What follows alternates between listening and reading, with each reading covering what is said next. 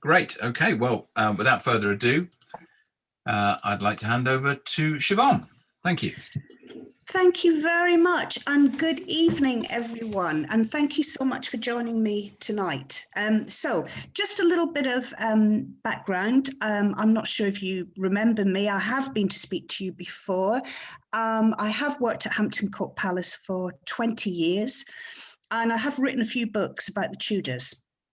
The next book that will be coming out is now coming out in April, middle of April, and this is it actually, King and Collector, Henry VIII and the Art of Kingship.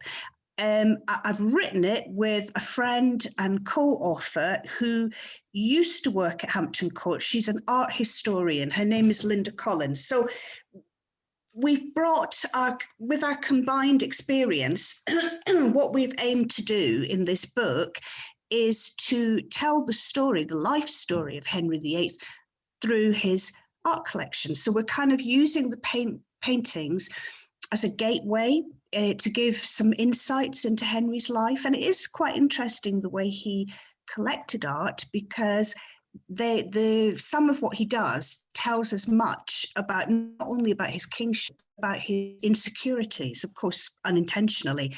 The main purpose of Henry's art for him, it comes down to one thing: self-glorification, and that won't come as any surprise.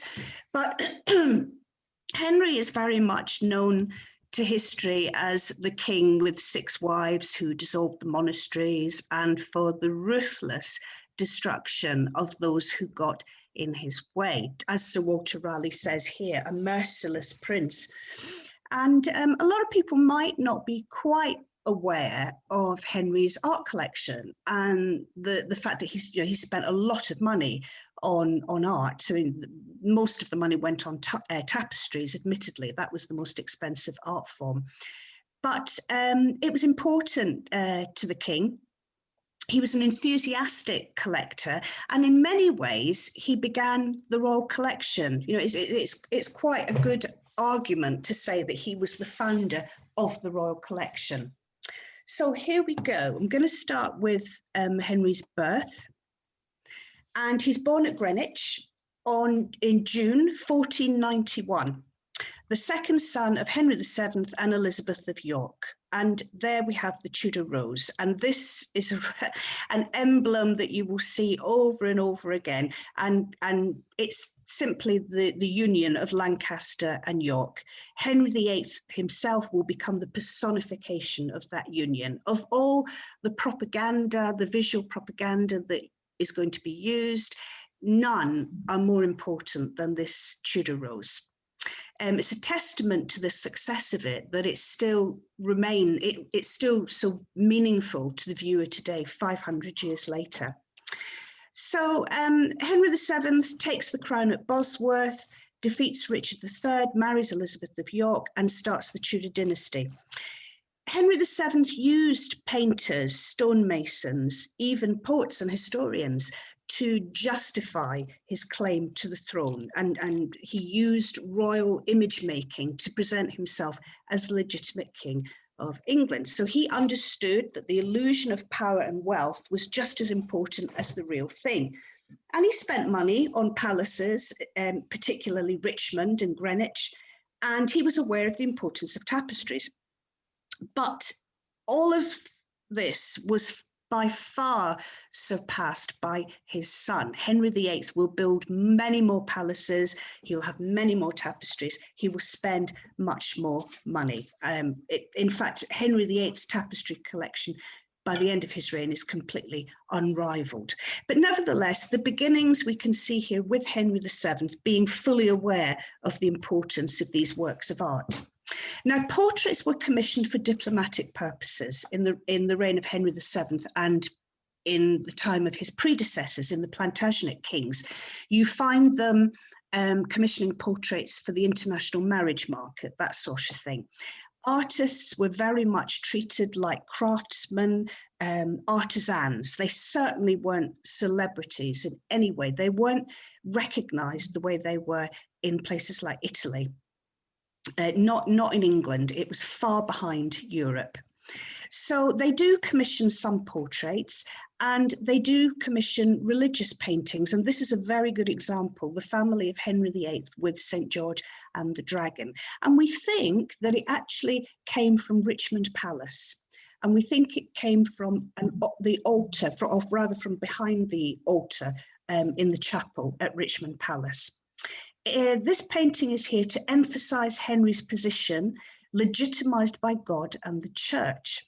So what's going on?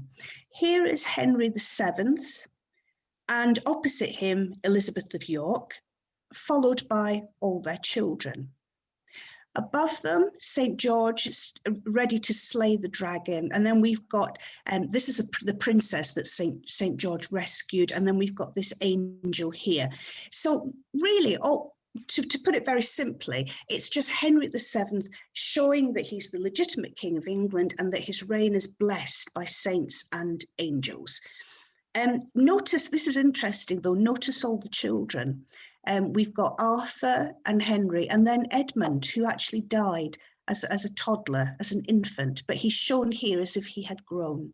Elizabeth of York, then Princess Margaret, then Mary, and then two more girls, Elizabeth, who died as a toddler, and Catherine, who died as a tiny baby. But for propaganda purposes, it's made to look as though they had survived, because this is about showing a fruitful, strong dynasty. It's a message of strength and continuity. Elizabeth of York herself actually died following the birth of Catherine in 1503. She died at the Tower of London on her 37th birthday in childbirth. And she was only going through the dangerous experience of childbirth because they had lost Arthur, and they decided to try again for another male heir, which was unsuccessful. Elizabeth died, and then the little girl died as well. So that tragedy in 1503. In 1505, Henry VII is painted by an unknown Flemish artist. It's very impressive, this portrait. There wouldn't be an English artist around at the time that would have been capable of producing work like this. So it was painted for the Holy Roman Emperor Maximilian, and it's possible that Maximilian actually sent the artist over to do it. And it's all about Henry's marriage plans. He's hoping to marry Maximilian's daughter, Margaret of Savoy. So that's the whole purpose of the portrait, and it's very realistic. There's an effigy based on Henry VII's death mask, which it certainly used to be on display in Westminster Abbey in the museum, the crypt, and I think it still is. I think it's in the Jubilee Gallery. Anyway, there is a death mask. It's completely lifelike, and this painting looks just like the death mask. And the inscription beneath his fingers tells us quite clearly that this is all about this marriage proposal. It wasn't successful. Margaret didn't want to marry him, so he didn't take another wife in the end. But this portrait survives in the National Portrait Gallery, and it's the earliest portrait that we have in the NPG. So I've said that artists were treated like, well, a bit like painters and decorators, really. There was no English school of painting. They didn't sign their work. The English didn't even use the word portrait. They painted on oak panels, and they called them tables, which is a bit confusing. If painted on canvas, it was called a cloth. They didn't earn anything near the amount of money that, say, a goldsmith would earn, or an expert tapestry weaver. The tapestry weavers are going to earn a lot more. Before the reign of Henry VIII, the court's artistic inspiration from Burgundy, a huge cultural influence.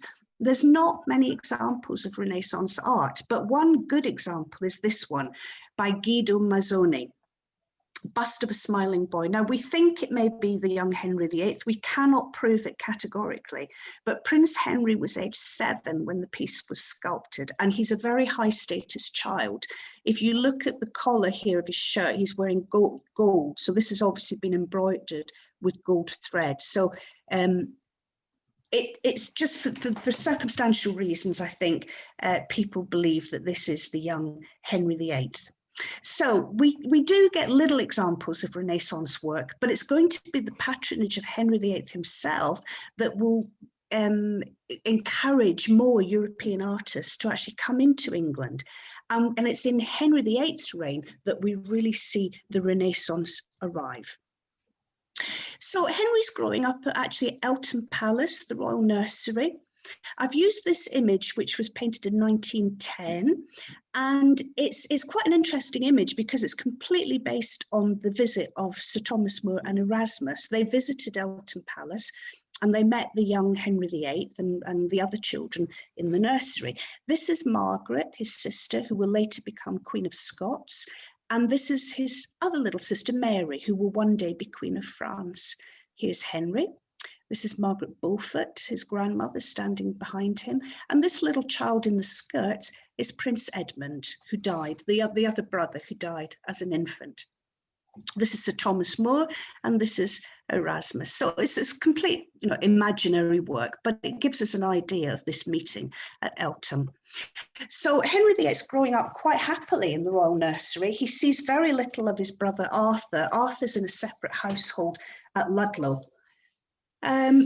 And while Henry VIII is growing up, we think that he actually started to learn his letters from his mother, that Elizabeth of York might have even been his very first teacher when he was tiny. And then later he has tutors, people like John Skelton, and he receives a humanist education, actually a very good education. He also starts to read chronicles like Malory's Morte d'Arthur. He loves stories about personal combat and the code of honor and stories about knights. And this will be crucial to Henry's sense of himself for the rest of his life. His favorite personal hero was Henry V. And he will grow up dreaming of one day going to France and becoming a great hero like Henry V. Henry saw, as I said, he saw little of Arthur, and then I wouldn't imagine that he was necessarily upset by Arthur's death because he hardly knew his older brother. But Arthur's death made a big change to his life because suddenly Henry is now going to be the heir to the throne. Prior to Arthur's death, they were actually intending Henry for the church, which perhaps is not as strange as it sounds because he was very interested in theology and would be all his life. But I don't think he would have been suited to the church. So with the death of Arthur, he's now Prince of Wales and he goes to court to live with his father. At his father's court, he's closely monitored by bodyguards and his movements are restricted. And he really seemed from a very confident, very extrovert little boy who was really confident in the nursery with his sisters. Suddenly he becomes somehow a bit subjected. The Spanish ambassador said he was so subjected that he does not speak a word except in response to what the king asks him. So what's happened is that he's frightened of his father, Henry VII. And history is full of conflicts between the monarch and the heir to the throne. I mean, you just have to look at the Georgians. So it could be that Henry VII felt that discontented elements might look towards his son and make him a figurehead, that this often happened. Or perhaps he was simply being overprotective of his son, and that's why he was closely guarded. According to chroniclers, get it across the whole screen. Henry VII underwent a change of character in later years. He became very avaricious. He was a miser, extracting money from his subjects through lots of different bonds and fines. And his behavior also became erratic. He was given to terrible bouts of rages, that kind of thing. His health suffered greatly. His relationship with young Henry was certainly distant. 30 years later, Henry VIII will make that relationship very clear in the Whitehall mural. Now, so this prince who took Arthur's place is a boisterous teenager, very highly educated and extremely athletic. Speaks good French, Latin, and Spanish, very religious, fond of hunting and tennis. At the death of the old king in 1509, he comes to the throne and he's hailed as the embodiment of a Renaissance prince, and indeed he was. Cultured, noble, strong, and vigorous. He wanted to rule justly and to dazzle everyone with his magnificent court. He wanted peace in England, and he himself is the personification of that peace, but he also craves military triumph abroad. His foreign policy will be aimed at reviving the days of Henry V, the glory of Agincourt, and the chivalry of Camelot. Can you hear that echo? Maybe it'll stop. Excuse me. Sean, I think it might be Michael Johnston's got his, isn't muted. If I could just ask everybody to turn their microphones off so that it doesn't disturb the speaker, and then we can have them all turn back on at the end of the talk. Thank you. Thank you. Okay, so the first great Italian employed by Henry VIII was the sculptor Torrijano.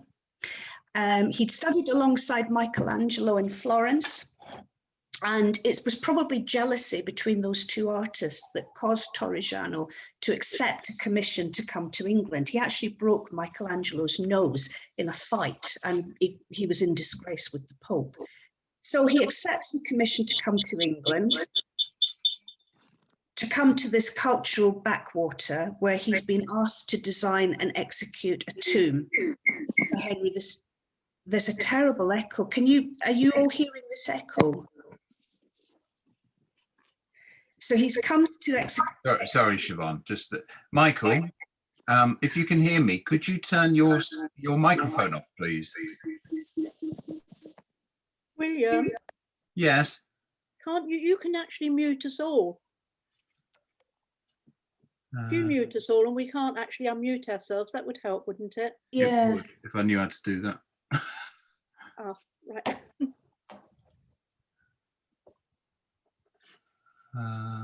Sorry about this, Siobhan. Back in a mo. It's okay. It definitely can be done because it happens at lots of meetings I go to. Yeah. There's 53 of you out there.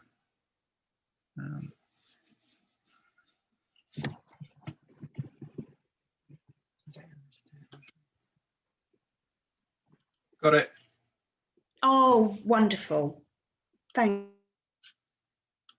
Oh, she's muted now.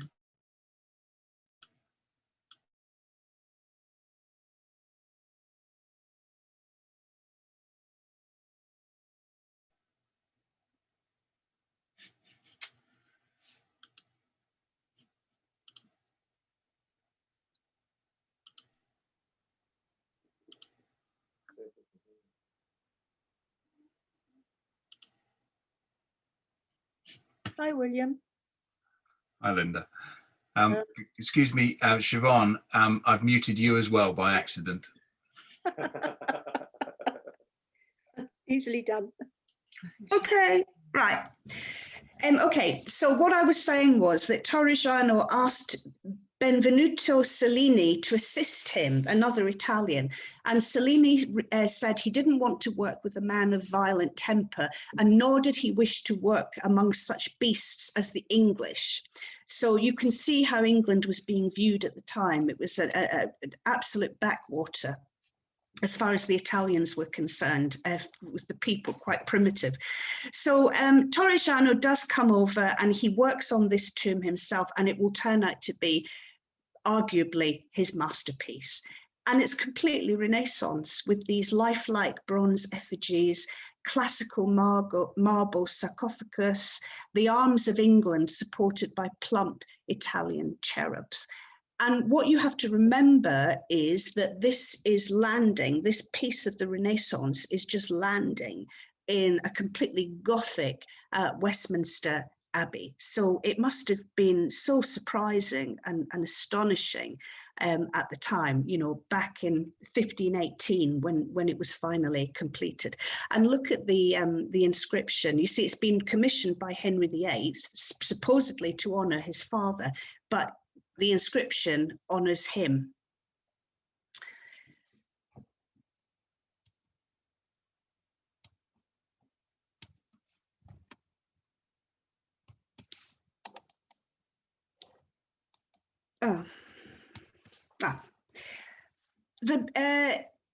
Henry is eager to prove himself in the field of war, and he matches himself with the great princes of Europe. Although England is really tiny, it's only 2 million people. It's a sixth of France. You know, this is huge country that he dreams of conquering. But in 1513, he joins an alliance with the Pope and the Emperor Maximilian and his father-in-law, Ferdinand of Aragon. They go off with the aim of defeating the French. There's a battle called the Battle of the Spurs, which is really just a minor skirmish. But the following month, the English take Tournai, and this is a more significant conquest, which kind of marks Henry out in European politics. From then on, his whole foreign policy will be wrapped up in being in between two sides, the French on one side, and the Spanish or the Holy Roman Emperor on the other side. And Henry VIII is not, England is not a world-class power, but she's important enough for each side to court her, to woo her. And that's what you see throughout Henry's reign with his foreign policy. Anyway, these campaigns gave him a taste of military success, but Tournai was considered a victory, but it was quite far inland and too expensive to maintain. So in the end, it was a bit of a waste of money, really. These campaigns had consumed millions of pounds, consuming the fortune he'd inherited from his father. Interestingly, his absence from England had prompted the Scots to invade. James IV invaded. Remember, the Scots are allied with the French. And there was a resounding victory for Queen Catherine, Catherine of Aragon, who'd been left as regent.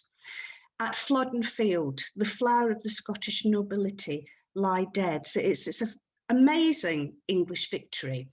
And it's never celebrated in art because Henry VIII wasn't there. It was Catherine who was in charge at the time. He'd left her behind as regent. But instead, Henry celebrates the Battle of the Spurs, which was really just a skirmish, but he was there. That's the important thing.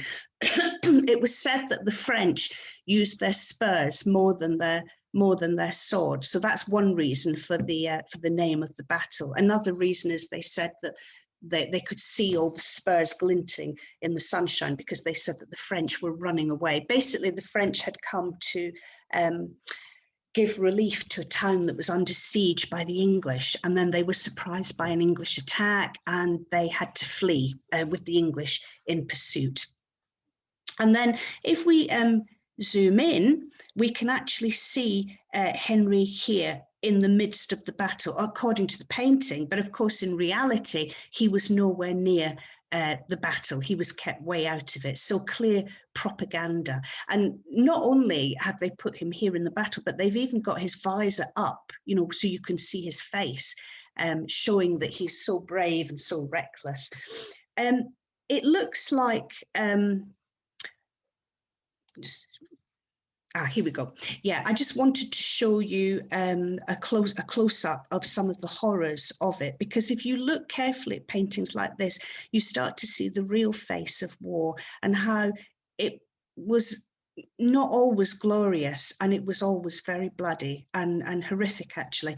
There's probably a head inside this, still inside this helmet, and maybe a hand in these gauntlets that are lying here. So the artist is not afraid to show the terrible circumstances of war.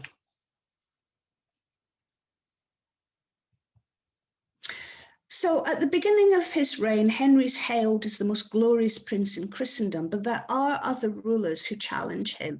Charles V, Holy Roman Emperor, is a young, powerful ruler, and Francois I, King of France. So here's Francois, bottom left.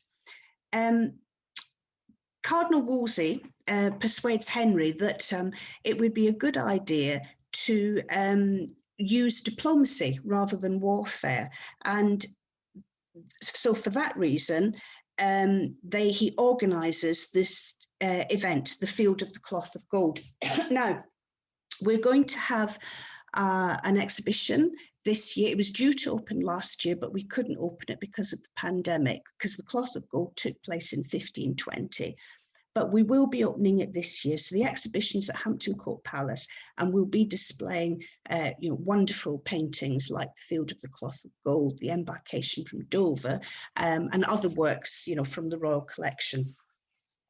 So hopefully you'll be able to catch that exhibition later on this year. So what's this all about? Wolsey is a great administrator, and he's put together this incredible conference. It's like a summit meeting meant to improve good relations and understanding between the two countries, France and England, and hoping to promote the Renaissance ideal of universal peace.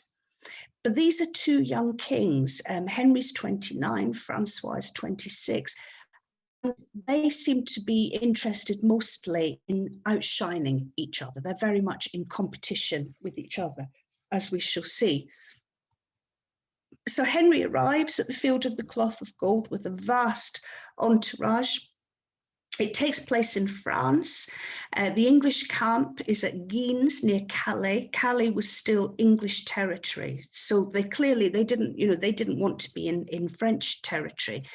And they also didn't want to ask the French for anything, so they brought everything with them. Henry brought 6,000 courtiers and servants with him, and also all the provisions that he was likely to need. So it was a vast undertaking on this scale. And we can see that here, if we look at the entourage, look, it just goes on for miles, and you see them coming through. If we zoom in here, we can see Henry here on horseback, and here's Cardinal Wolsey, actually not in his red cardinal's robes, in quite a plain robe, and actually can't quite see it here, but he's riding a mule or a donkey to show humility, although he's the second most powerful man in England and incredibly wealthy, but he wants to show himself here as a churchman. Notice that Henry it's an older Henry. He didn't look like this in 1520. Because this painting was actually done in 1545, so it's been done 25 years after the event of the Field of the Cloth of Gold. But we think that the painting is really accurate because the whole event was so well documented. However, the artist has painted Henry as he looked more in 1540 than in 1520. And then Henry and Francois, they did a lot of jousting, lots of competitions. They even wrestled. And at one time they rode towards each other. They were coming to meet, and they pretended as if they were going into battle, just swaying their horses at the last moment. So it's just about two very young, ambitious, vigorous young men, Renaissance princes, who are there to compete and outshine each other in every way possible. Now, I said that the English brought everything with them, and you can see that here. We've got this oven here. The English brought flour so they could bake their own bread. They brewed their own ale, and then they brought wine, and this wine fountain ran constantly for the whole of the event. And you recognize this if you come to Hampton Court, because we have a replica of this wine fountain. And it's quite amusing because in the painting you can see people fighting and being sick and falling asleep, and they've obviously got drunk and just had far too much to drink. And then up here we can see the tilt yard. There was jousting every day. The four large figures here are Henry, Francois, and their queens, Queen Claude and Catherine of Aragon.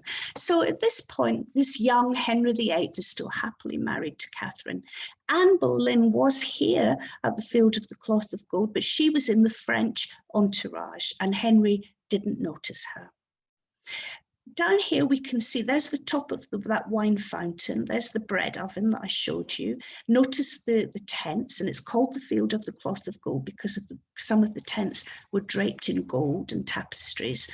And look at this palace. When Henry VIII comes for this meeting, you know, most people are staying in tents, but not Henry. He builds a palace just for the event, a temporary palace. It did have brick foundations, but then it was made with wood and canvas. But what's amazing is the detail. Look at the classical detailing on the palace. And it even had stained glass windows. And he brought with him lots of tapestries, and Wolsey did too, so they could furnish the inside with tapestries. This is the dragon or salamander. Right at the end of the event, it finished off. So really, it's basically just 2 weeks of feasting, lots of eating, enjoying themselves, and then finally, Cardinal Wolsey presides over a mass, forgives everyone's sins, and then the last thing that happens is they let off this kite. It's a kite, actually, a cross between a dragon and a salamander. It was made by the English and to honor Francois, but to also represent both countries. And it's described as having fire coming out of its mouth. So we think that it was filled with fireworks. It must have looked spectacular. And they made it fly. So it was a kite, and they made it fly by attaching it to a carriage, which dragged it sort of through the sky. And then the event went down in history as one of the most remarkable events of the period. So back in England, the Horrenbutt family have arrived. Jared, his son Lucas, and daughter Susanna, they arrive in England about 1525. And their work represents important pre-Holbein portraits. So they're very talented, and they're painting miniatures. The miniature starts to become really popular. Henry received some miniatures as gifts, and he in return wanted to have some painted. They were valued because they were often put in little jeweled frames, and also the way that they were painted with real gold used to pick out jewellery in the miniature painting. They looked like little jewels, and they could be held in the hand, and they're very personal. They were often given as love tokens. The small size allowed them to be worn close to the body. So there was quite a craze for miniatures at this time. And then Van Cleef is working. Now, we don't have any records of him working in England, and we think that this may be based on other images of the king's features. But Van Cleef has painted Henry, and he's also painted Francois around about the same time. And it's a lovely painting, and important because it's pre-Holbein, and it's showing us a softer Henry before Holbein gave us that menacing image. And look at the inscription, "Go you all into the world," is what's written on the scroll that Henry's holding. And it's probably to remind us about Henry's title as Defender of the Faith. By this time, he's broken from Rome.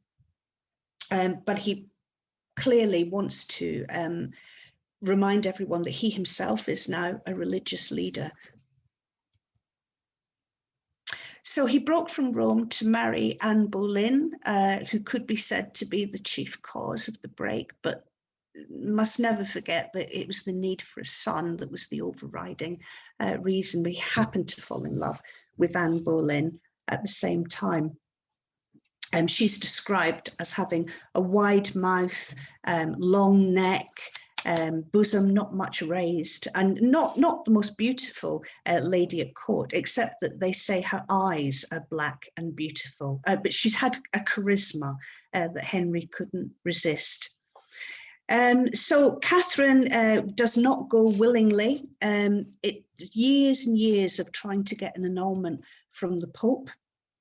Finally, there's a court is called Blackfriars, where Catherine comes into court and makes this speech about being a humble and obedient wife, which indeed she was. She'd lost all her children by the king except one, a girl, Mary. She'd lost many sons, and she said it's through no fault of mine that God wished to take them. The Pope later will threaten to excommunicate both Henry and Cranmer, his new Archbishop of Canterbury, because in the end, Henry, after years of frustration, he decides he's had enough and decides that he will break away from Rome, make Cranmer a Protestant Archbishop of Canterbury, make himself head of the church. They can then declare that the first marriage null and void, and he can marry Anne Boleyn, which he does. So the Pope excommunicates him, and then that's the end of that. Ancient concepts of medieval kingship are then overthrown. Henry has far greater powers than any English king before. So he's not only the richest king we ever had, he's the most powerful. The Act of Supremacy in 1534 makes him God's deputy on earth.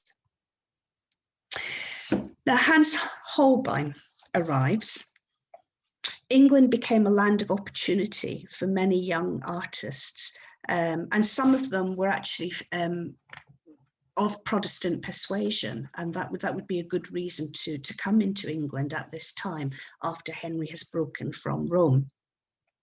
And when Holbein arrives, he's 29. He didn't speak English and had almost no money, but he had an important patron in Thomas More, someone who could introduce him to wealthy people. And Holbein wasn't long before they realised that he was outstanding. And here is a sketch of Sir Thomas More's family, a preparatory sketch before Holbein goes on to paint the family. And it's quite interesting because the annotations which mark who the various people are have been done by Nicholas Kratzer. Now, Kratzer was a fellow German, a friend of Holbein. He was also tutor to More's children, so that's why Kratzer was there. And he was also a mathematician and the king's horologer. So that wonderful clock at Hampton Court, in Clock Court, you may remember, was designed by Nicholas Kratzer. Nicholas Roussan built it, but Kratzer designed it. Lord and Lady Guildford. So what's happening is that portraits are becoming more fashionable. That compared to tapestries, they're really quite affordable. And the nobility start commissioning their paintings. And when they commission Holbein, as these two have done, it gives us almost like a photographic record of the Tudor court. It's what Holbein gives us is incredible. And again, Holbein is commissioned by people like Thomas More, Thomas Cromwell. They often make commissions when they get new jobs. So here, Thomas More is Lord Chancellor in 1529.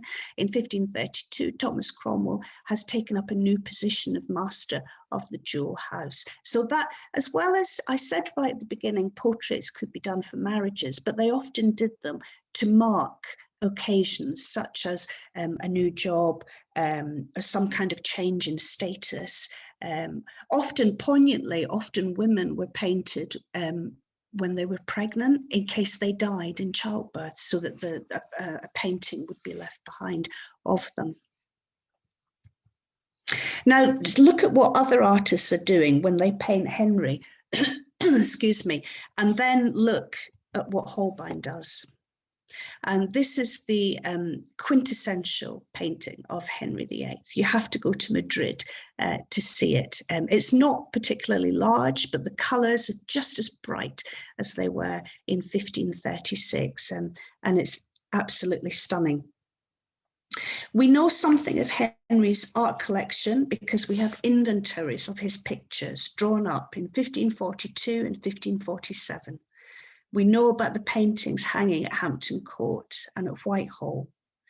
And throughout his great houses, there would be visual propaganda, not just in the chambers and galleries, but outside the palaces as well.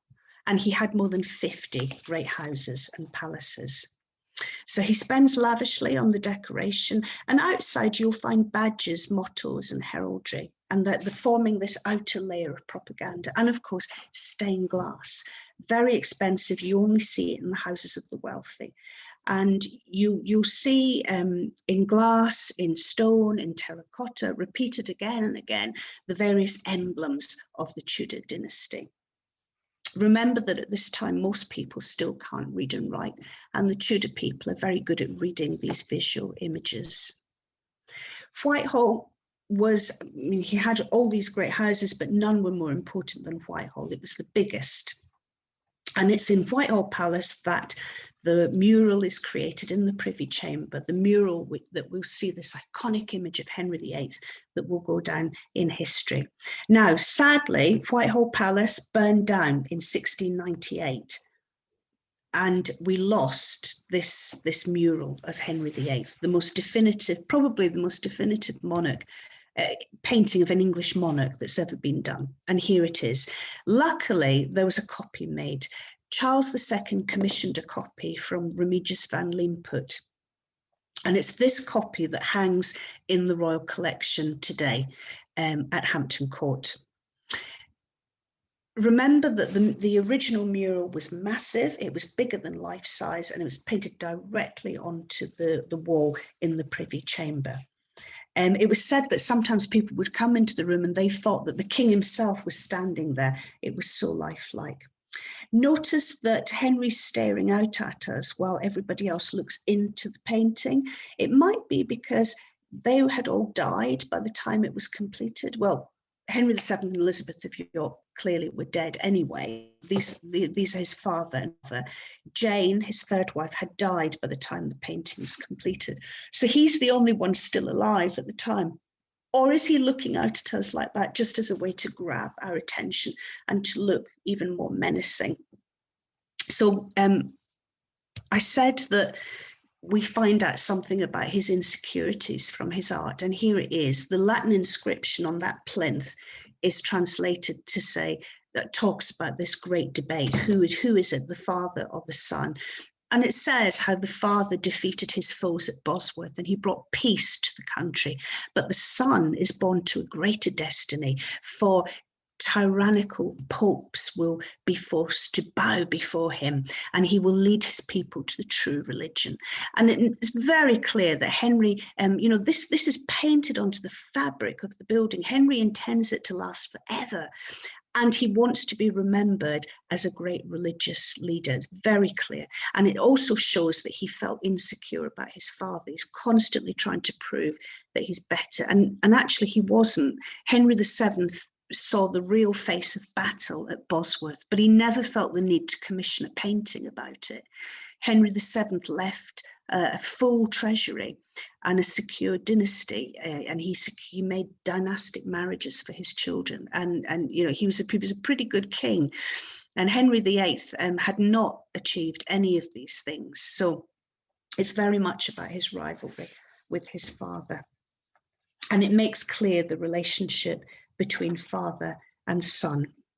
An original drawing survives by Holbein. It's called a cartoon. It's like a pattern, and you'd put the pattern on the wall and then pounce through charcoal chalk through the holes in the pattern, and then remove the pattern and then paint onto the wall. That's how it works. So the cartoon or pattern survives, and it's in the National Portrait Gallery.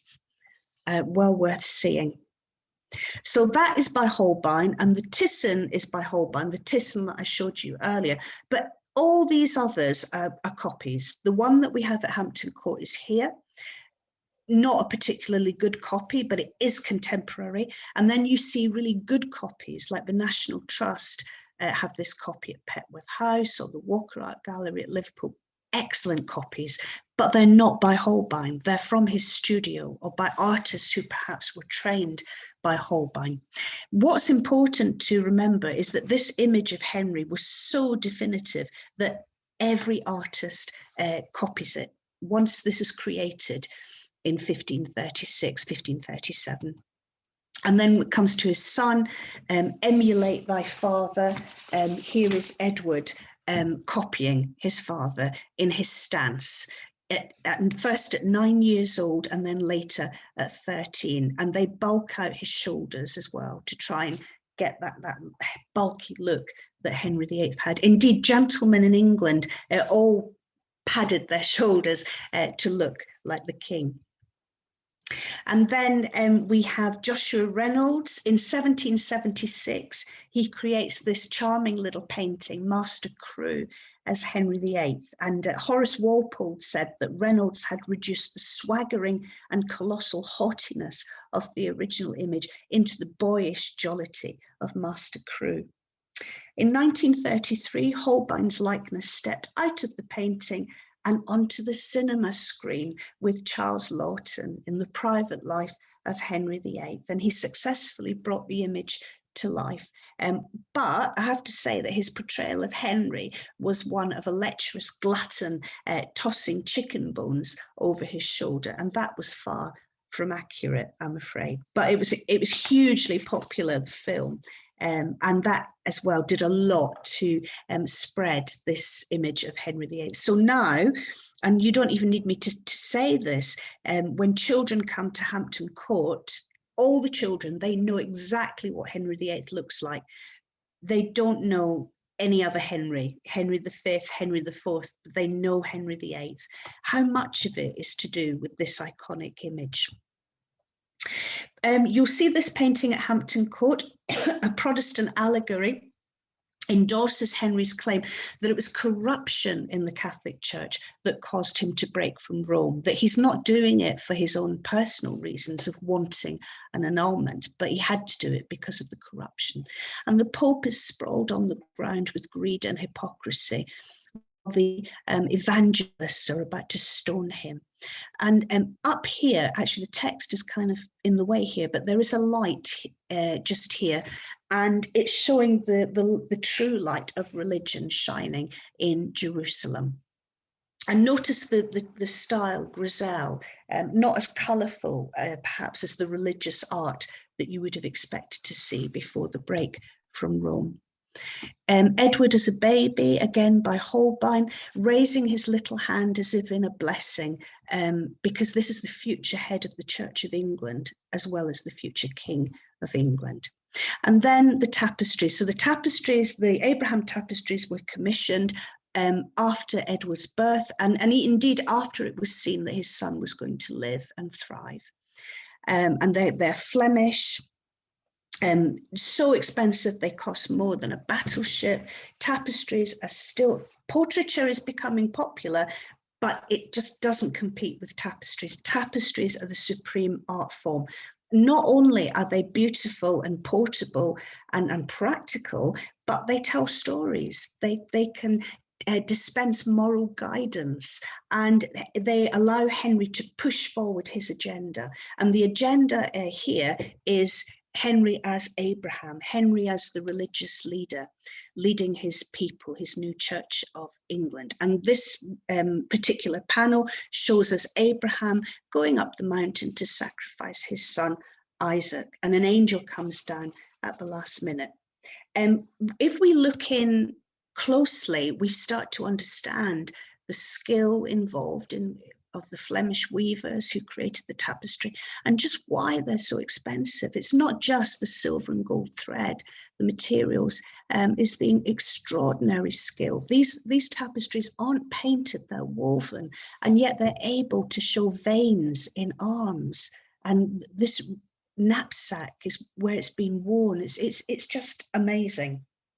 It's no exaggeration to say that they are amongst the richest and most splendid set anywhere in the world to have survived from this period. And we are so lucky to have them hanging at Hampton Court. After 500 years, you can still see them. So Jane Seymour died giving birth, and Henry considers marrying again.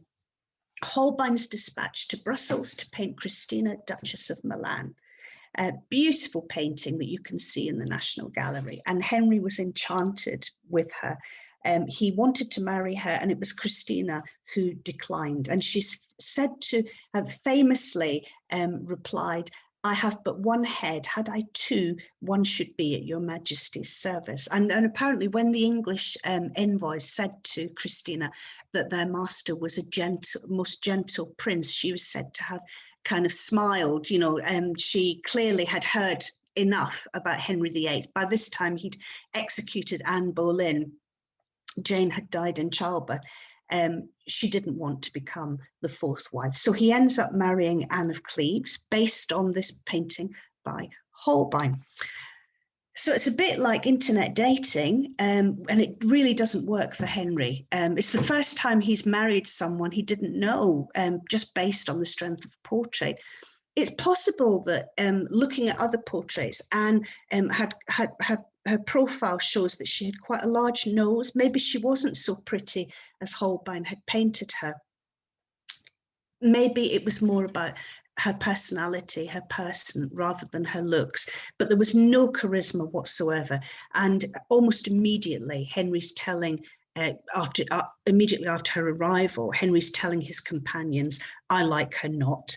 And he really takes an instant dislike to her as queen. They do become friends because she agrees to an annulment within 6 months. And Henry can be quite magnanimous as long as he gets his own way.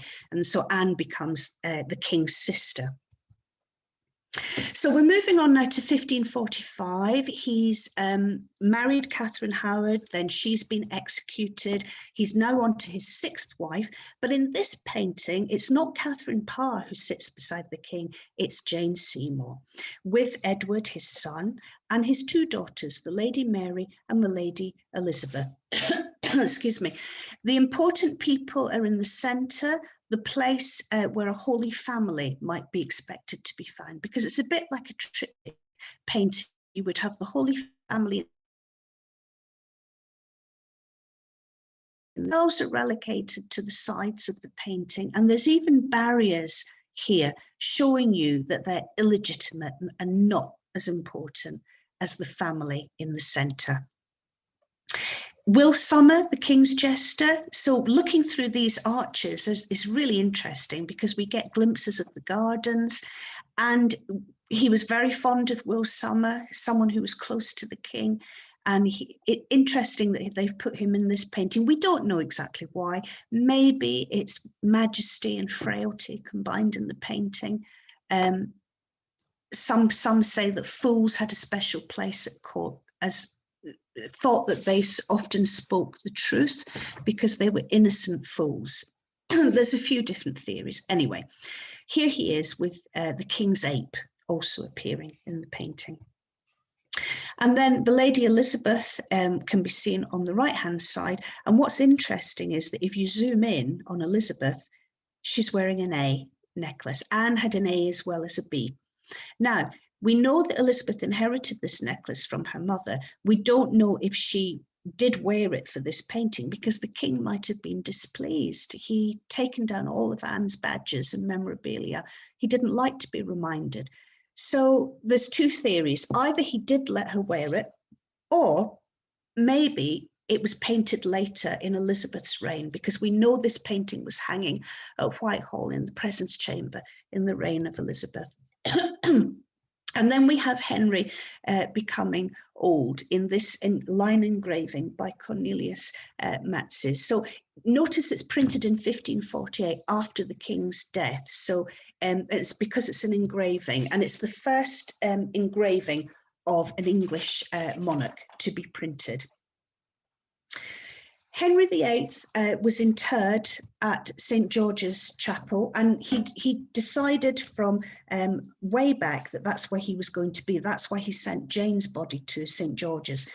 So he doesn't want to lie in Westminster with his father and mother. And it's probably all to do with his love of chivalry and knighthood. Remember that St. George's and Windsor is the spiritual home of the Knights of the Garter. It's possible that Henry was thinking of starting a royal mausoleum at Windsor, something that Queen Victoria would later do. Anyway, he had decided he was going to Windsor. And look what he's got, just a plain tile on the floor. Now, this is not what we would expect from Henry VIII, and it was not what Henry intended. This sarcophagus was originally belonging to Cardinal Wolsey. Henry took it after Wolsey's fall, so Henry was going to use this, sorry, I can't pronounce it, sarcophagus, which is now used by Nelson. It's now in St. Paul's Cathedral. Henry was going to have that. He was also going to have an altar to be added with 9-foot tall bronze candlesticks. There was going to be an effigy of himself on horseback under a triumphal arch, another effigy of himself with his Queen Jane Seymour, and then there was going to be statues of apostles and all kinds of things. It just goes on, and it was going to rival anything that a pope or any other king had had. And in short, it was going to be just what you would expect from Henry VIII. But it didn't happen because Henry didn't get it done in his own lifetime. One theory might be a shortage of Renaissance sculptors who could perhaps finish the work. That's one theory. He hoped that his children would finish it, but none of his children completed his tomb. In 1888, the Royal Vault was opened up and a sketch was made by Alfred Young Nutt, which we can see here. So the centre coffin is Henry VIII. This is Jane Seymour. This is a coffin of Charles I. And there's a tiny coffin sitting on top, which is one of the infants of his granddaughter, Queen Anne. But Henry's coffin is described as being massive. It's been damaged, possibly when they put in the coffin of Charles I. Maybe that's when the damage occurred. We're not quite sure.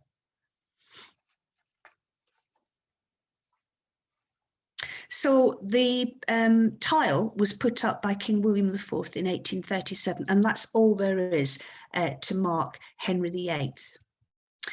When he died in 1547, Francois ordered a requiem mass, but the French king soon followed his rival to the grave. And here we had the two magnificent princes of the Field of the Cloth of Gold. They died within 2 months of each other. So in stark contrast to Henry's life, his grave is identified by a simple tile, while Francois reposes in splendor in the Basilica of Saint-Denis in Paris. And as I've said, it's surprising and it's ironic that an English king who embodied magnificence and lived so opulently should lie in a plain vault marked only by a marble slab. There can be little doubt as to what Henry's reaction would be to his fate. The father with whom he competed still rests in the glorious Renaissance tomb his son commissioned in Westminster Abbey. Henry VIII was a complex and contradictory man, the handsome, charming Renaissance prince who became a ruthless tyrant. He was a natural conservative, but he introduced radical change by breaking with Rome and starting the Church of England. Although his purpose was always to enhance his own glory, Henry was the first English king to collect art in the modern sense. He may, with some justification, be accounted the true founder of the royal collection.